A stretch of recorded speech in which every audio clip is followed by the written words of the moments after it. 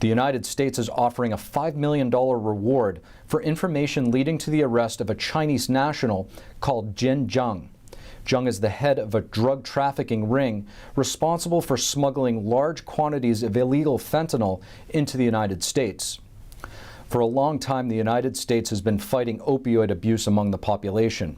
For the most part, the most dangerous was heroin or the pharmaceutical drug OxyContin. These two opioids have attributed to most of the drug overdoses throughout the years. But there is a new drug that is even more lethal, and it is killing military-aged Americans at record levels. This drug is called fentanyl. Well, the Mexican cartels have formed a deadly partnership with the Chinese transnational criminals, and they're bombing our country with this chemical weapon called fentanyl. And the fentanyl is not only mixed in methamphetamine, heroin, and cocaine, but they're making fake pills. Retired DEA agent Derek Maltz says that this fentanyl crisis can be traced back to the Chinese Communist Party, and that it is no coincidence that the tens of thousands of military-aged Americans that are dying from this lethal drug on a yearly basis originates from China.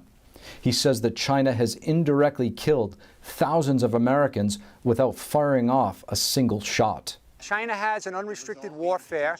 America's an adversary. We're an economic powerhouse, and they're trying to destabilize our country in many ways. They're not dropping bombs. They're not sending the military on our streets, but they're killing our kids, and our kids are our future. So they know that the kids are actually going to go and join the military and be, executives out there in corporate America. And so what better way to take them out? And that's what's happening. According to a report by the New York Times, preliminary data from the CDC shows that last year in 2020, 93,000 people died of a drug overdose, which is a 30% increase from 2019. The fentanyl crisis is not slowing down and is actually gaining steam.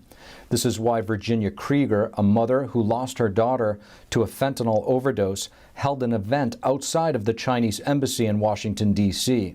Yes, my only daughter, Tiffany, died, and she was poisoned in 2015 by illicit fentanyl that was put in the form of a trademark Percocet.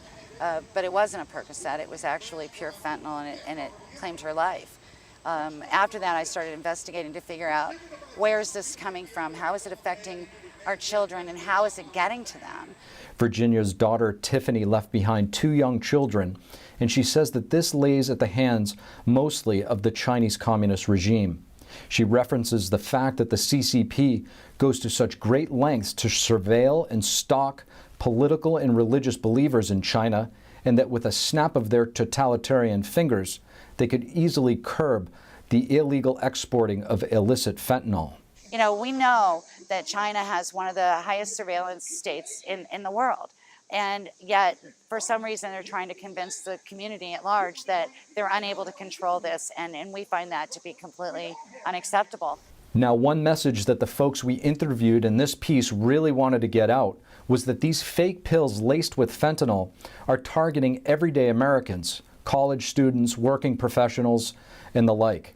People go to a party and they think they're taking a less lethal party drug, and the next thing you know, they've died of a fentanyl overdose.